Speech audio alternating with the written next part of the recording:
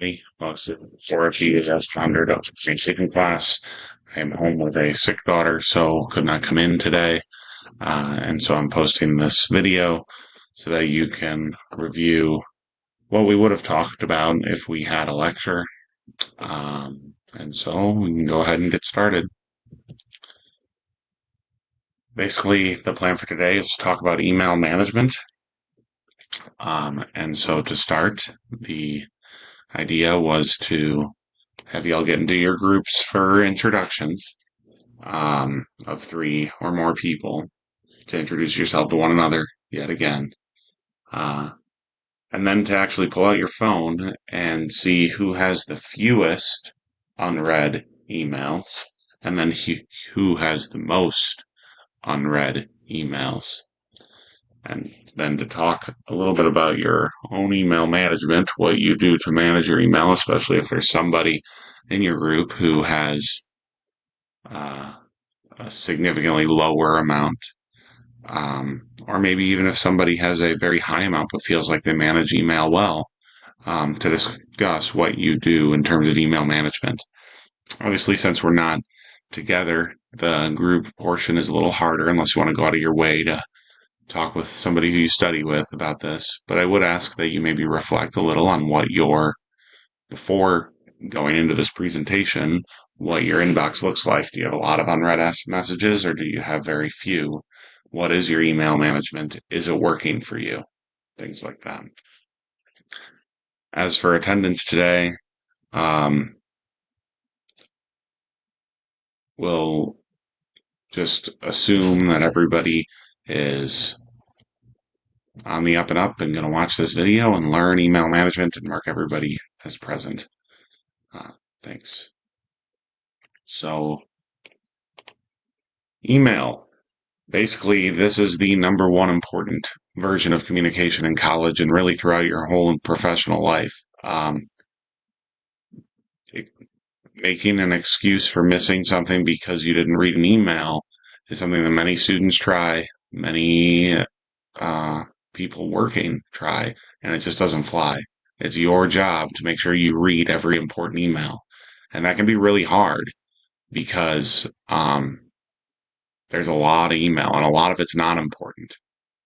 A lot of it is spam or email that's not for you or email that you already knew about and you don't really need to read.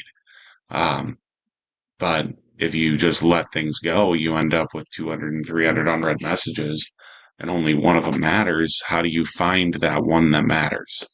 So professors will be communicating you with email, advisors, the college administration, if you're thinking about financial aid, student employment, all this stuff comes through your email. And then, of course, your current and future employers. We're not going to text you, more than likely. And so if you do let the emails pile up, they can overwhelm.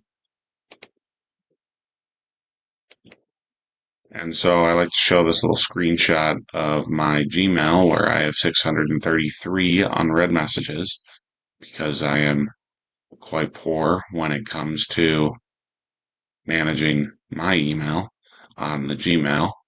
But because of it's important to my work world, I've taken up this idea of inbox zero in working, which is to say that I try at the end of every work day and certainly periodically at the end of a week or something to make it so my inbox has zero messages in it at all. So how do we do that? How do we get to inbox zero? Well, inbox zero is actually this thing that was coined by Merlin Mann, a productivity guru, who says that it's a great way to keep email from stressing you out. And the traditional method is to say you schedule 3 times throughout a day to check your email. So like say, let's check it at 8 a.m. Let's check it at 12:30. Let's check it at 4:30. And by doing this, you don't have to worry about new emails all the time. I don't find that personally works for me. I like to have my email constantly open so I can always check it. It doesn't really stress me out, but if that does stress you out, this Merlin Mann guy says create this schedule. And basically, the point is when you check your email, for every email, you do something with it immediately. So you act on it. That means you um, delete it, you read it, you reply to it, you archive it, you do something immediately with every email. So you archive something if it does not require immediate actions. You can read it and delete it. You can read it and forward it, or you can just see already from the subject line it's a waste. It's an ad. You just ignore that and delete it. Update is something that does require action. So you reply it to complete it. Um, or you can convert it to a task. So you can take an email and the action is that I need to reply to this, but I don't have all the information yet. So you can convert that to a task. So you could put it in a folder, like a to-do list. You could use a third-party task manager. You can use the Outlook task manager. Um, but basically with every email, you act or archive immediately.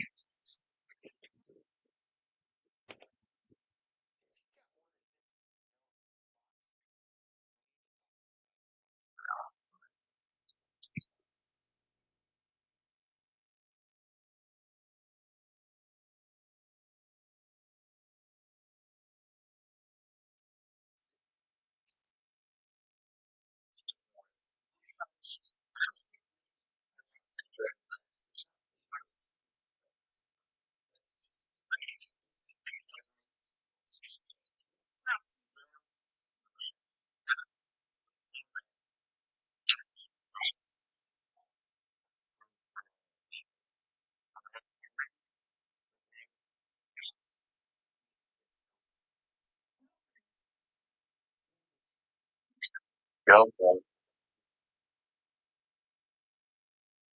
And it's easier than you might think.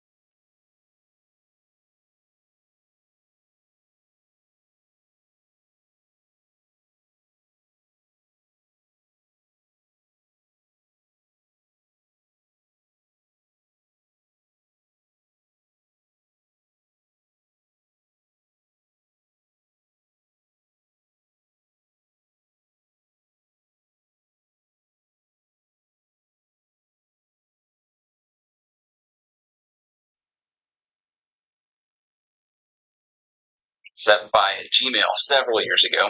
And basically, the idea behind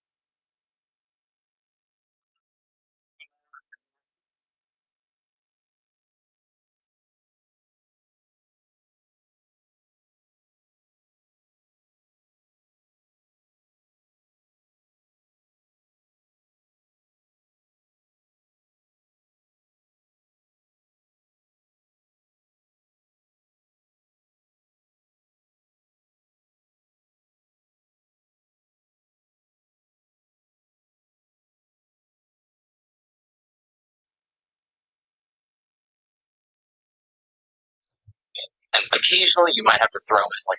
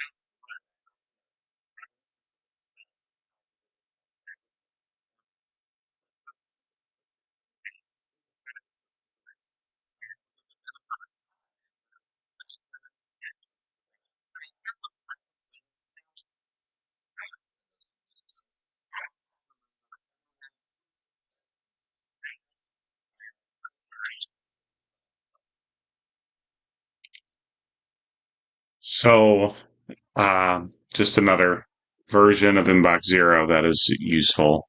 Um, and then also just know that we have all these additional tools within Outlook or the Mail app.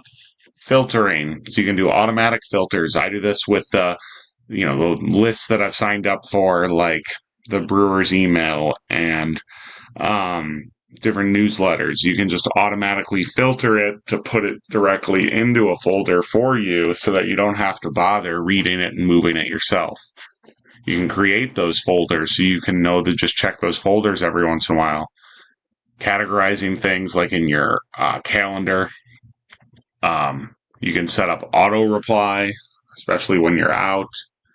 Email forwarding, if you do prefer to use a different email address, like a Gmail, make sure that you forward your UWM email to that.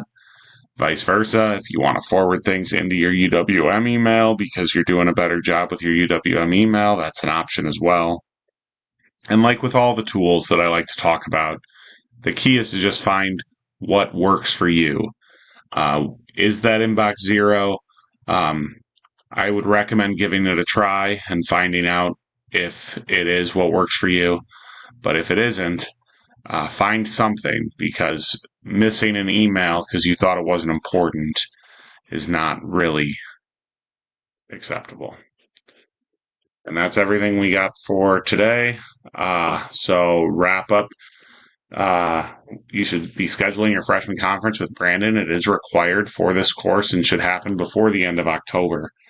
At the freshman course, you talk about what this semester is like and then plan for going forward. So what your degree plan will look like in the future and how all your credits get together for the degree that you've chosen. Also, come visit me. I'll be doing a campaign to help you sign up for slots to have appointments with me. So it's simple, super simple. There, we just talk about how things are going generally this semester, sort of what your goals are long term and what your goals are short term, and then talk about some accountability. Thanks for accommodating me in this day of illness, and I'll see you later this week.